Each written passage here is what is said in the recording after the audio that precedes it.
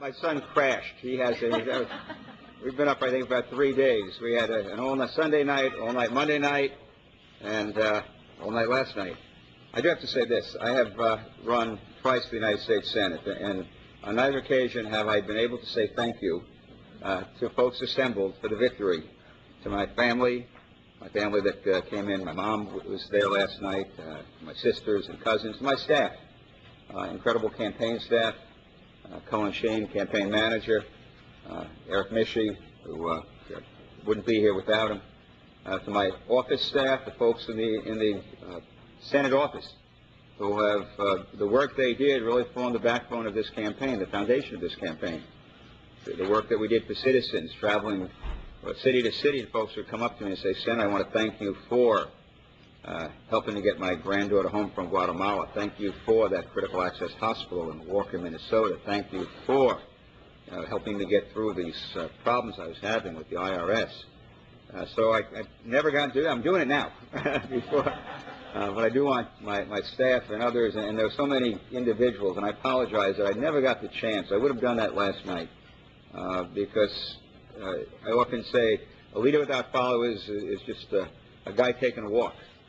Without the folks behind you, either in your official office that we serve the needs of Minnesota, or your staff, campaign staff, that tireless, we wouldn't be where we are today. And where we are today, after a pretty long night, is me being humbled and grateful for the victory that the voters gave us last night.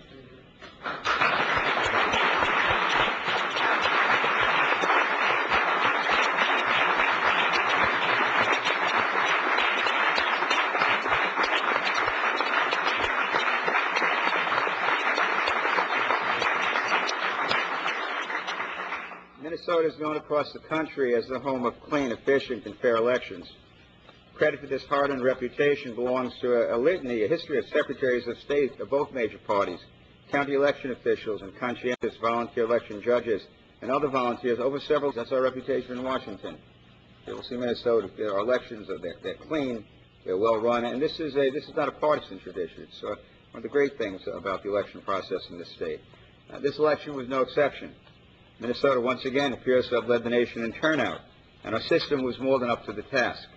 And I commend Minnesota's excellent election team on a job well done. I recognize that because of my margin of victory, Mr. Franken has a right to pursue an official review of the election results.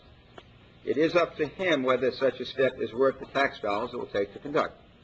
I will not go into the details of that process today.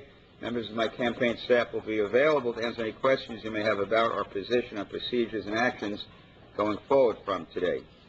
My focus from here on out is giving Minnesotans the service and leadership they deserve in these challenging times.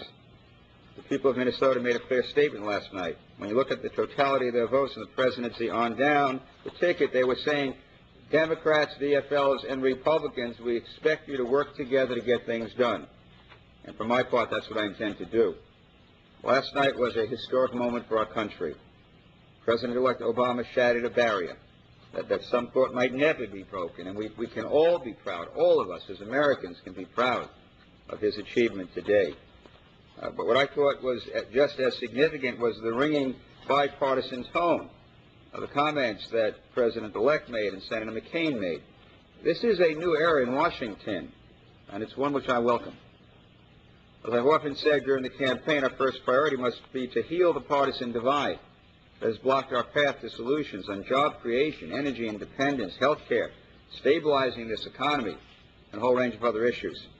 President-elect and Senator McCain's comments to the nation last night tried to close that gap.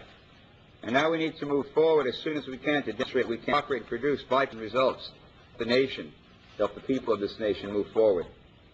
Because I didn't get to do so last night, I commend my former opponents, Al Franken and Dean Barkley, and thank them for offering their energy and their gifts to public service. I'm grateful to my campaign and the almost countless volunteers who sustained this campaign over such a long period of time.